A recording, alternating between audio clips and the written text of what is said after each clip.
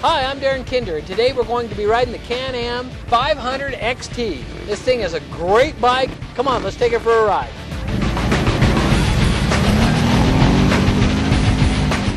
I liked the 500 the minute I sat on it. It was very smooth and could really absorb the bumps, and the power band was very nice on it. It's not the most powerful machine I've ever ridden, but it's a great machine because of its price range and its size. It gives you something I can play with, and yet something I can still take in the mountains. I would think almost any rider, except for maybe a very big, large man, might want to up for the 800 or the 650.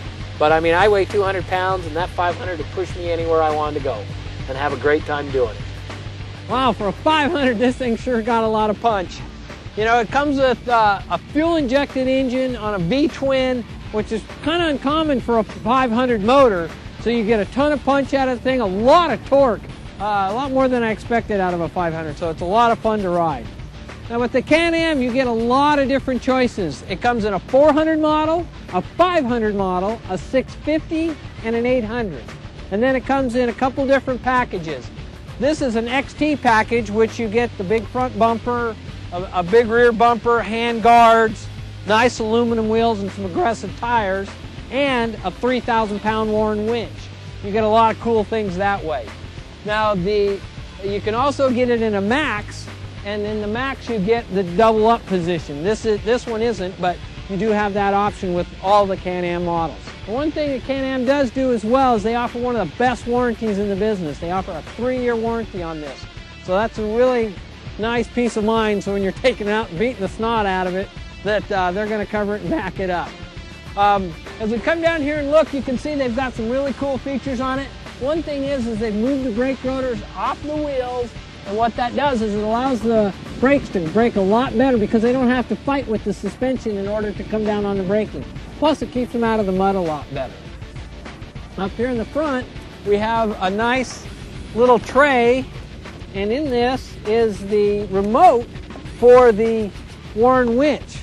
You can see it right here. You can take this, plug it into the socket, and then stand alongside of it and winch the thing out of a hole if necessary.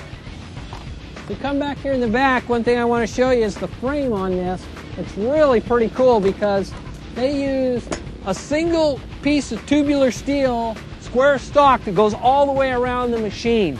It's big, it's beefy, but what's nice about it, it's still kind of a lightweight design to it. So it's a stronger way to do it, and then they just bolt all the engine and the suspension parts to that tubular framing. You can see they've gone to this TTI suspension, and what that does, you've got a rear trailing arm on it coupled up to your torsion bar, and what that does is it changes the pivot point. Instead of being on the tire, it puts the pivot point in front, so the tire is traveling straight up and down.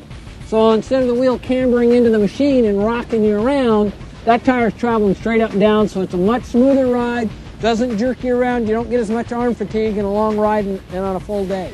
Up here, what Can-Am has done is they've moved the airbox up here to the highest point on the machine. This is awesome. Here are your intakes and the filters up under here. The beauty of this is that you're not picking up as much dirt at this level, and also if you're doing a creek or a river crossing, you don't have to worry about getting as much water, in the machine. You can still forge a river fairly deep in this and not get it in your intake. Now up here you have your controls for your winch, also your on and off start buttons, your lights.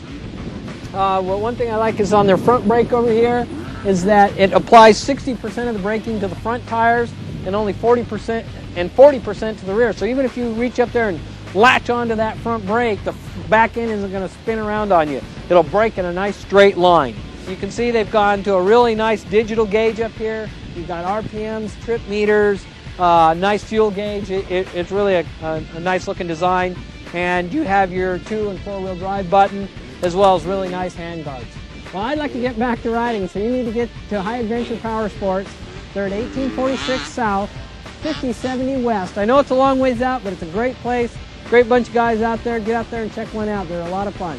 I'm Darren Kinder. I'll see you next time.